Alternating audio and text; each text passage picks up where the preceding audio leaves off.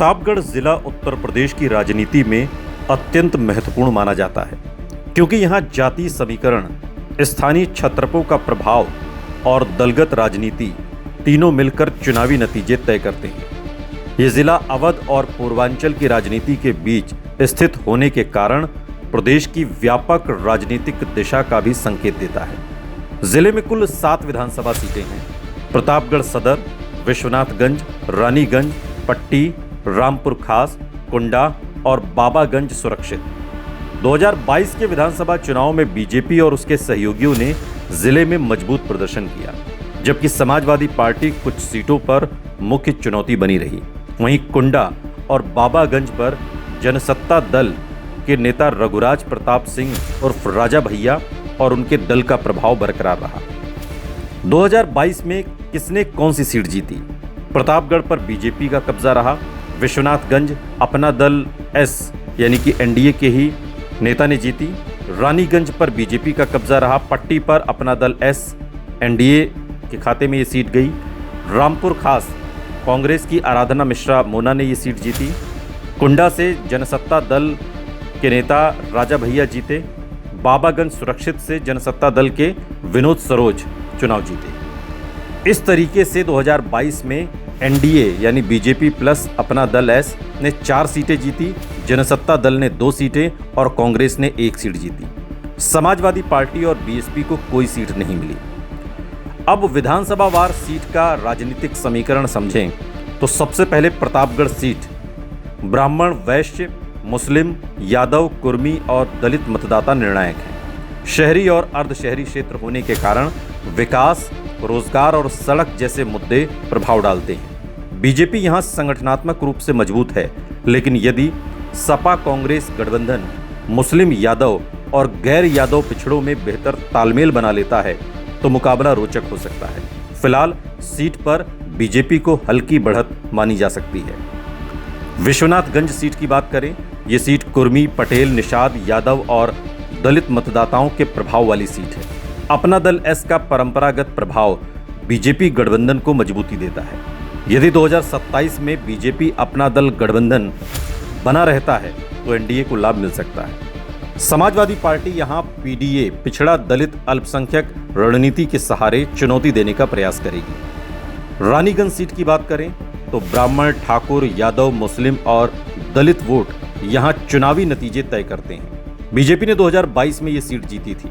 यदि स्थानीय असंतोष या उम्मीदवार परिवर्तन होता है तो मुकाबला कड़ा हो सकता है, लेकिन बीजेपी अभी भी मजबूत स्थिति में दिखाई देती है। पट्टी विधानसभा सीट की बात करें, पटेल, कुर्मी, यादव, ब्राह्मण और दलित मतदाता प्रभावशाली हैं। अपना दल एस का सामाजिक आधार इस सीट पर बहुत महत्वपूर्ण है। यदि गठबंधन मजबूत रहा तो एनडीए को बढ़त मिल सकती है। सपा के लिए ये सीट संभावित संघर्ष वाली सीट मानी जा रही है। रामपुर खास की बात करें तो ये प्रतापगढ़ की सबसे प्रतिष्ठित सीट है।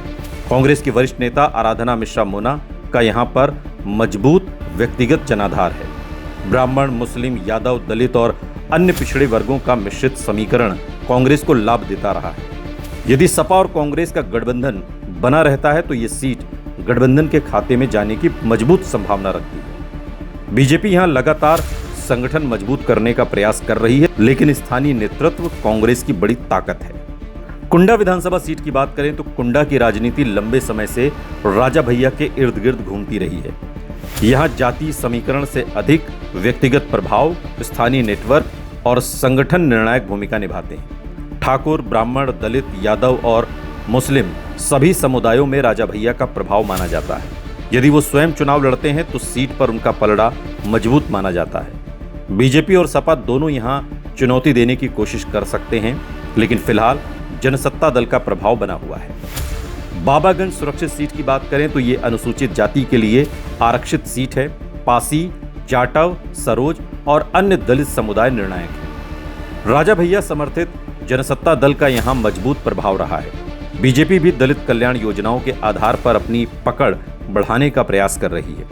यदि जनसत्ता दल और बीजेपी के संबंध चुनाव के समय बेहतर रहते हैं तो विपक्ष के लिए चुनौती और बढ़ सकती है।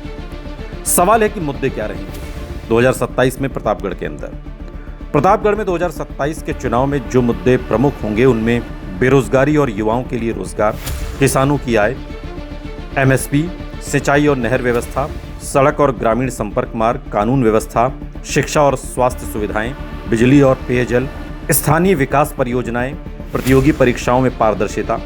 ग्रामीण इलाकों में किसान और सिंचाई का मुद्दा अधिक प्रभावी रहेगा, जबकि कस्बाई क्षेत्रों में रोजगार और विकास प्रमुख रह सकते हैं। बहुजन समाज पार्टी की क्या स्थिति रहेगी? प्रतापगढ़ में बीएसपी का कभी उल्लेखनीय वोट बैंक था, खासकर जाटव और अन्य दलित समुदायों में, लेकिन पिछले 2 विधानसभा चुनाव में उसका संगठन कमजोर हुआ है।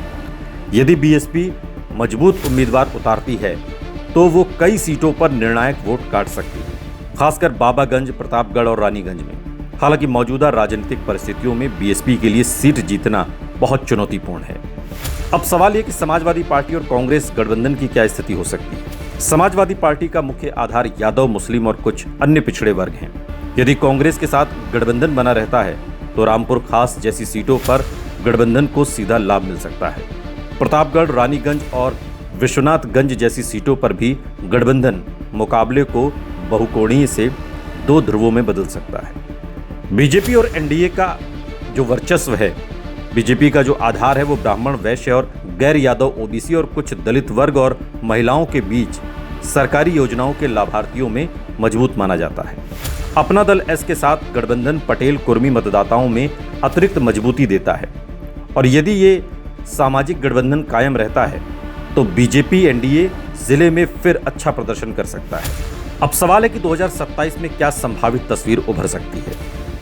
वर्तमान राजनीतिक संकेतों, 2022 के विधानसभा चुनाव, 2024 का लोकसभा चुनाव, स्थानीय समीकरण को देखते हुए प्रतापगढ़ में मुकाबला पहले की तुलना में अधिक प्रतिस्पर्धी रहने की संभावना है। अभी से किसी सीट पर निश्चित विजेता घोषित करना तो संभव नहीं, क्योंकि उम्मीदवार चयन, गठबंधन, स्थानीय असंतोष और चुनावी माहौल नतीजे बदल सकते हैं।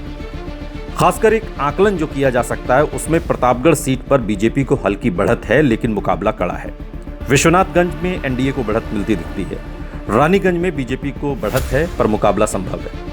पट्टी की बात करें तो एनडीए को बढ़त है। रामपुर खास की बात करें तो समाजवादी पार्टी, कांग्रेस गठबंधन, यदि गठबंधन बना रहता है तो मजबूत दावेदार है।